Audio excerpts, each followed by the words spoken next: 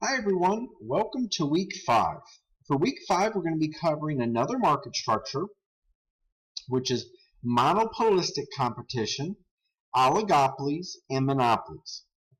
When we look at last week, we were dealing with perfect competition. Perfect competition is when there is firms in the market that struggle to differentiate themselves. This week we're going to be looking at differentiation within the products and how this differentiation will bring about different prices that will be established in the market. So it'll be very interesting. You'll notice there's a lot of examples that you can apply to monopolistic competition. For this week you're going to be reading chapters 10 and 11. You have the discussion for week 5 and homework for homework number 5 as well. For the discussion, let's go over what we're looking at. You're going to be making sure that your initial post is by Thursday.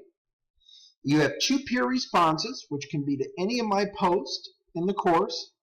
And you need to make sure that your initial post is by Thursday. And in your initial post, you need to make sure to have an APA formatted in-text citation and reference to support your work. It's very important to focus on, and a key aspect to really help with your development.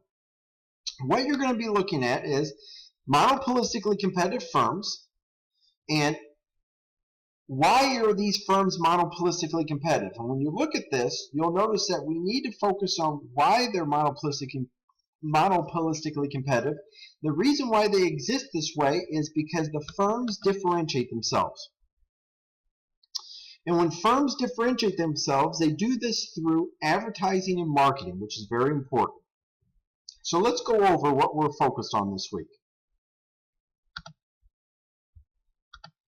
So with monopolistic competition,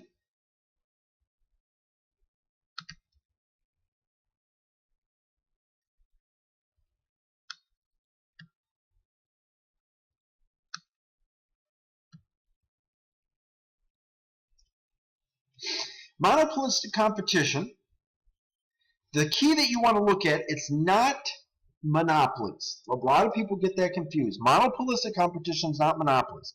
Monopolistic competition is a market structure where there's many buyers and sellers selling very similar products, but products are slightly differentiated. When products are slightly differentiated, they can charge a different price, and that's key to know. Products that are slightly different, when you charge a different price, they have to do this through advertising and marketing. When you look at a perfectly competitive firm, you'll notice that the demand curve is horizontal.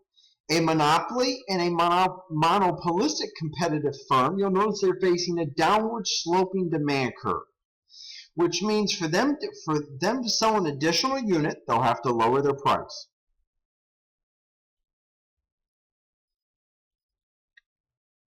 Now, how does a monopolistically competitive firm choose their price and output?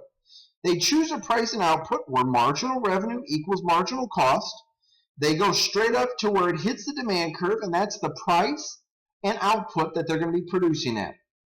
You'll notice that the demand curve and marginal revenue curve are not equal. Given that they're not equal, like a perfectly competitive firm, for them to sell an additional unit, they have to lower the price, which means marginal revenue will be lower than it is compared to other market structures.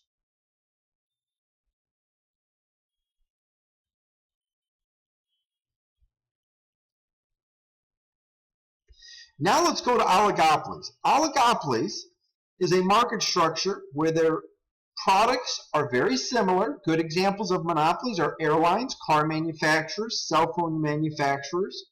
You'll notice that there's many buyers, few sellers in the market.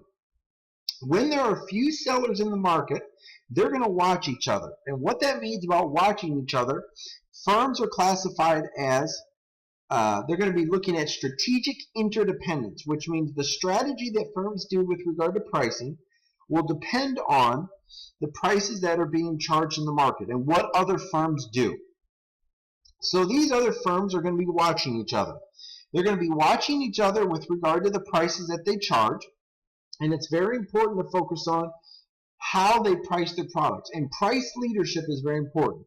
When we look at price leadership, you're looking at a market structure where one market will make a decision on what they should do, and given that they make a decision, other firms will follow. And when firms follow, that's how firms are going to be deciding whether they should lower prices or increase prices. And airlines are very susceptible to this. You'll notice that airlines are always watching other airlines and how they price their products.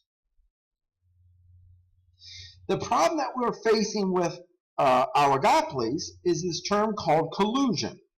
Collusion is looking at how firms will make decisions in the market. When firms work together to make decisions, that is a collusive behavior, which is illegal, because you can't set prices. However, you can set output levels. So those are some of the policies we're looking at with regard to oligopolies. Examples of oligopolies we already went through with regard to airlines, cell phones, and car manufacturers. When we look at monopolistic competition, you want to look at examples thinking of fast food restaurants, clothing retailers. They sell very similar products, but the products are slightly different. Starbucks, Dunkin' Donuts, and other examples as well. If you need additional resources, please let me know, but I look forward to your effort this week.